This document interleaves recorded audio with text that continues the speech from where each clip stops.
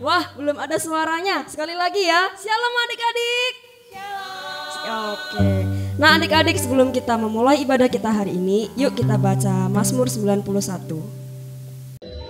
Mazmur 91 ayat 1 sampai 16. Dalam lindungan Allah, orang yang duduk dalam lindungan yang maha tinggi dan bermalam dalam naungan yang maha kuasa akan berkata kepada Tuhan, tempat perlindunganku dan kubu pertahananmu, Allahku yang kupercayai. Sungguh dialah yang akan melepaskan engkau dari jerat penangkap burung, dari penyakit sampar yang busuk. Dengan kepaknya ia akan menudungi engkau di bawah sayapnya. Engkau akan berlindung. Kesetiaannya ialah perisai dan pagar tembok. Kau tak usah takut terhadap kedahsyatan malam, terhadap panah yang terbang di waktu siang, terhadap penyakit sampar yang berjalan di dalam gelap, terhadap penyakit menular yang mengamuk di waktu petang. Walau 1.000 orang rebah di sisimu dan 10.000 di sebelah kananmu, tetapi itu tidak akan menimpamu. Engkau hanya menontonnya dengan matamu sendiri dan melihat pembalasan terhadap orang-orang fasik. Sebab Tuhan ialah tempat perlindunganmu, yang maha tinggi telah kau buat tempat perteduhanmu. Malapetaka tidak akan menimpa kamu, dan tulah tidak akan mendekat kepada kemahmu. Sebab malaikat-malaikatnya akan diperintahkannya kepadamu untuk menjaga engkau di segala jalanmu. Mereka akan menantang engkau di atas tangannya, supaya kakimu jangan terlatih kepada batu. Singa dan ular tedung akan kau langkahi. Kau akan menginjak anak singa dan ular naga. Sungguh hatinya melekat kepadaku, maka aku akan melumpuhkannya. Aku akan membentenginya, sebab ia mengenal namaku. Bila ia berseru kepadaku, aku akan menjawab. Aku akan menyertai dia di dalam kesesakan. Aku akan melumpuhkannya dan memuliakannya. Dengan panjang umur akan kukenyangkan dia, dan akan kuperlihatkan kepadanya keselamatan daripadaku. Terima kasih adik-adik. Sekarang kita akan membaca Pentakosta yang ketiga. Teman sekolah minggu, yuk kita sama-sama perkatakan Pentakosta ketiga. Pentakosta ketiga adalah pencurahan Roh Kudus yang dahsyat di zaman now, melebihi yang terjadi di Aju Sasri. Pentakosta ketiga akan membangkitkan penuaian jiwa yang terbesar dan yang terakhir sebelum Tuhan Yesus datang kembali. Pentakosta ketiga akan membangkitkan generasi Yeremia, yaitu anak-anak muda yang dipenuhi Roh Kudus, cinta mati-matian terhadap Tuhan Yesus, tidak kompromi terhadap dosa, dan akan bergerak untuk memenangkan jiwa. Pentakosta ketiga. Pentakosta ketiga lahir di Indonesia yang bergerak ke bangsa-bangsa. Gerakan ini dari timur ke barat dan akan kembali ke Yerusalem. Pentakosta ketiga akan memberikan kuasa untuk menyelesaikan amanat agung, dan setelah itu Tuhan Yesus datang kembali. Terima kasih. Nah adik-adik, sebelum kita memulai memuji Tuhan, yuk kita berdoa dulu. Lipat tangannya, tutup matanya. Tuhan Yesus, terima kasih kalau hari ini kami boleh beribadah kembali Tuhan. Walaupun melalui online, kami percaya hadirat Tuhan hadir di tengah-tengah kami. Kami mau memuji, kami memuliakan nama Tuhan. Di dalam nama Tuhan Yesus, haleluya, amin. Ada sukacita? Lambaikan tangannya, walaupun kakak gak lihat, tapi Tuhan Yesus lihat ya. Nah kita menyanyikan lagu Tuhan Yesus baik, tapi kalau kakak bilang Tuhan Yesus, kalian jawab baik ya. Tuhan Yesus baik, Tuhan Yesus baik, Tuhan Yesus baik. Kita menyanyikan lagu Tuhan Yesus baik. Yuk tepuk tangannya.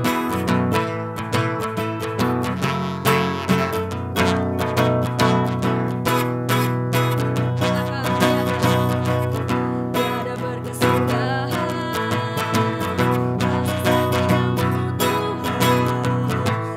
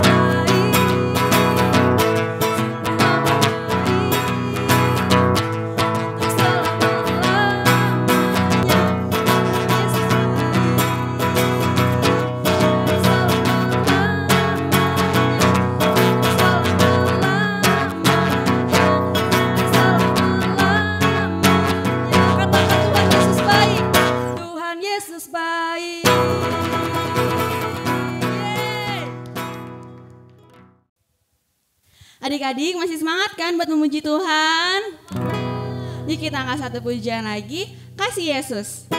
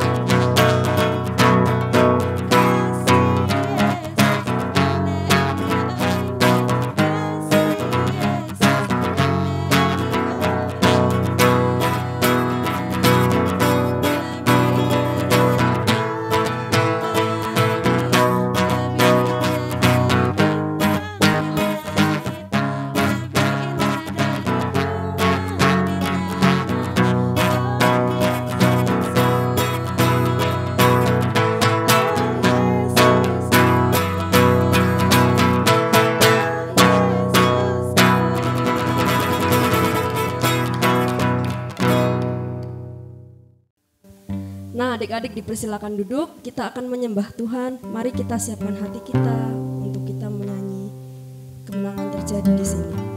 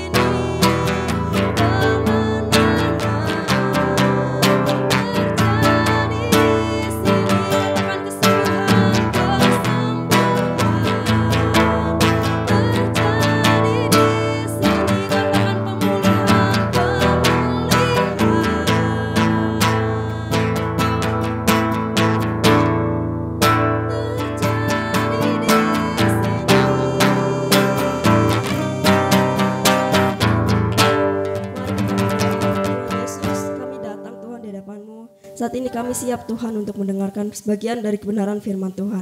Berkati kakak-kakak yang akan memberitakan firman, biar kiranya Tuhan firman itu boleh tertanam di dalam hati kami dan kami boleh berbuah ya Bapa. Di dalam namamu kami berdoa dan ucap syukur, haleluya, amin.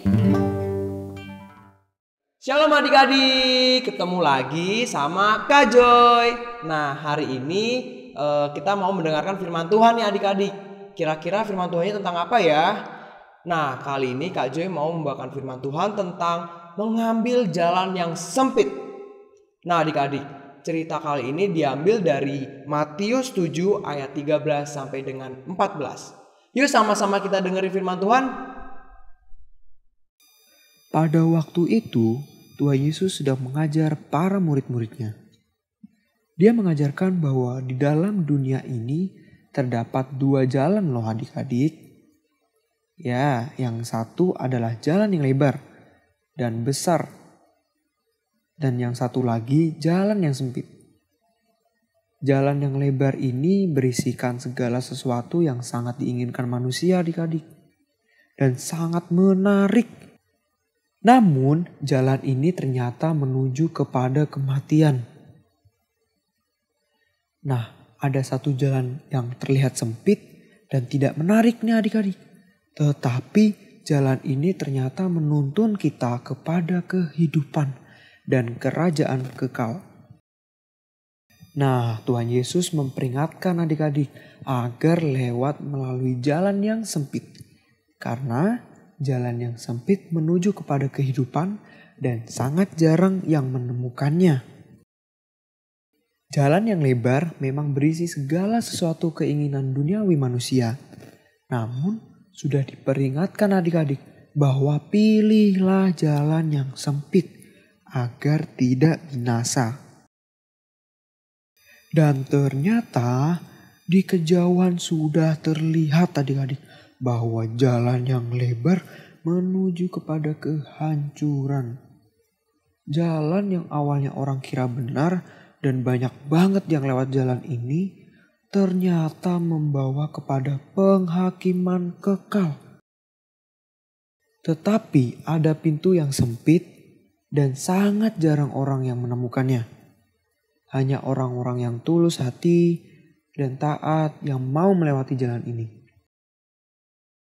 Di jalan yang sempit ini terkadang akan mengalami kesedihan adik-adik. Tapi Tuhan akan selalu menghibur kita. Mungkin di jalan ini kita tidak terlihat kaya. Namun pengharapan kita ada pada harta yang kekal. Dan meskipun kita merasa susah, kita harus tetap ingat adik-adik bahwa Tuhan Yesus pernah bilang bahwa siapa yang bersusah di dalamnya akan mendapat kerajaan sorga. Tuhan Yesus berkata bahwa tidak ada jalan selain Dia. Percayalah kepada Tuhan Yesus dan taat kepada kehendak Bapa, maka kita akan selamat. Nah adik-adik, cerita hari ini kesimpulannya adalah di dalam dunia ini ada dua jalan adik-adik, yaitu jalan yang lebar dan jalan yang sempit. Kalau jalan yang lebar tadi apa? Menuju di hari penghakiman atau kebinasaan adik-adik.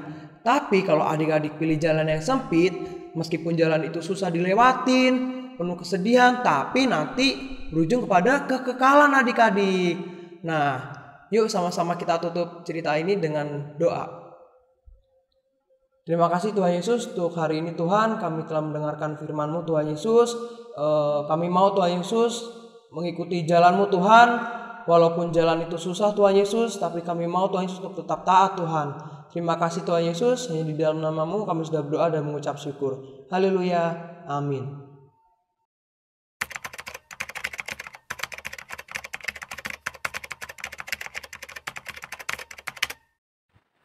Amsal 29 ayat 25. Takut kepada orang mendatangkan jera, tetapi siapa percaya kepada Tuhan dilindungi. Amsal 29 ayat 25. Takut kepada orang mendatangkan jera, tetapi siapa yang percaya kepada Tuhan dilindungi. Adik-adik, ibadah hari ini telah selesai. Terima kasih yang sudah mengikuti ibadah hari ini. Jangan lupa minggu depan datang lagi. Selamat hari Minggu, Tuhan Yesus memberkati.